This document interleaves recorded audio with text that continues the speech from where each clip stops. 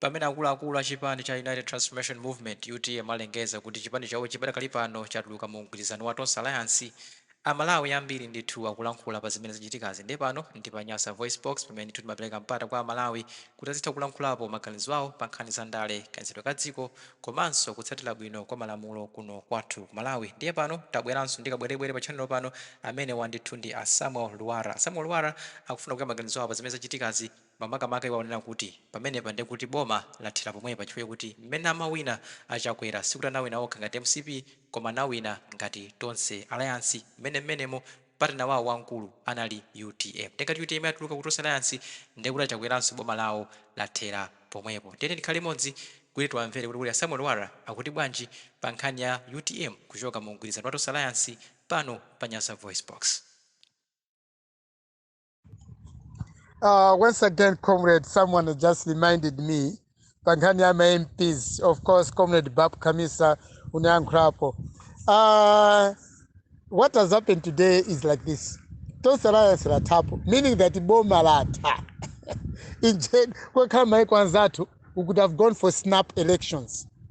Panopa Boma Latha, Tonse Alliance. Because MCP, MCP has never been in government. This was a Tonse Alliance government. Therefore, the government, there's no government. Unless, but this time, Malawians, there's no government in Malawi, yet Tonse Alliance. Meaning the Chipan Chili Chons Panapachaturuka Boma.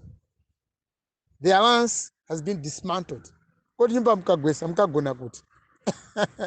Anyway, Malamura 2000, I tend to wonder. This is the end of government. We need some snap elections. A bit of parliament and Ngatanga Kalebo. Commercial parliament national Joka Ikisabanopa.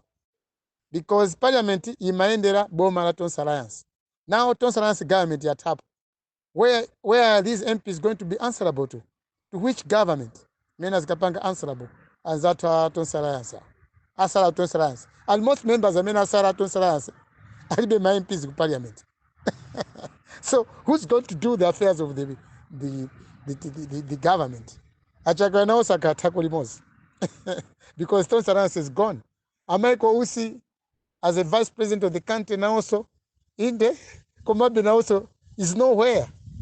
Because he's there because he was appointed as a vice president because of Tonse Alliance agreement. Now the Tonse Alliance agreement, Enaka Tonse UTM, the major parties, the major party in Tonse Alliance, which is UTM, was pulled out of the alliance.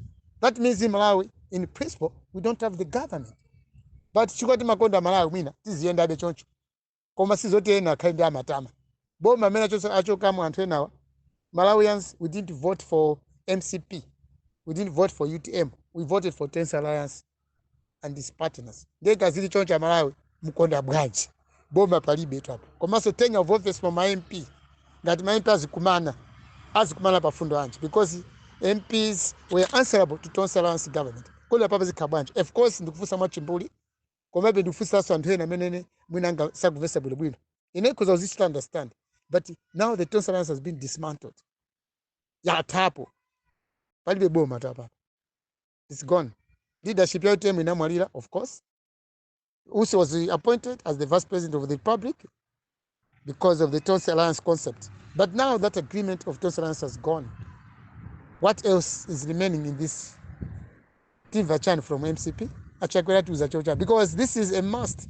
Akanapeleka statement Cause Malawi the position of this thing. Because he was the chairman for the Tonse Alliance. That's why he was searching for a good leader.